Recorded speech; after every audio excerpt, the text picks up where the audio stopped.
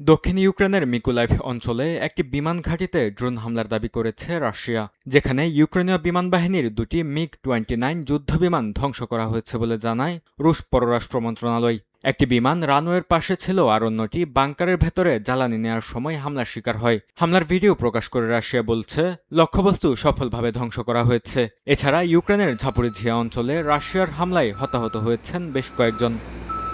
অন্যদিকে ইউক্রেনের president Volodymyr Zelensky জানান, তাদের ফ্ল্যামিঙ্গো ক্ষেপণাস্ত্র দিয়ে রাশিয়ার ভলগোগ্রাদ অঞ্চলের টাইটান বারিকাদি শিল্প কমপ্লেক্সে হামলা চালানো হয়। স্থাপনাটিতে রাশিয়া কামান ব্যবস্থা ও ইউক্রেনের বিরুদ্ধে ব্যবহৃত বিশেষ সামরিক সরঞ্জাম তৈরি করে বলে দাবি করেন তিনি। এছাড়া রাশিয়ার জ্বালানি অবকাঠামো লক্ষ্য করে আবারও দূরপাল্লার ড্রোন হামলা চালানোর দাবি করেছে ইউক্রেন। রাশিয়ার যুদ্ধ পরিচালনার সক্ষমতা দুর্বল করতেই জ্বালানি স্থাপনাগুলোকে লক্ষ্যবস্তু করা হচ্ছে বলে জানায় কিয়েভ।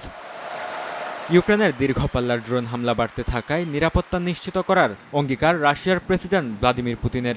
ক্ষমতাসীন ইউনাইটেড রাশিয়া পার্টির কংগ্রেসে তিনি বলেন, দেশের নিরাপত্তা, নাগরিকদের সুরক্ষা এবং রাশিয়ার সীমান্তের অখণ্ডতা নিশ্চিত করতে সরকার প্রয়োজনীয় সব পদক্ষেপ নেবে।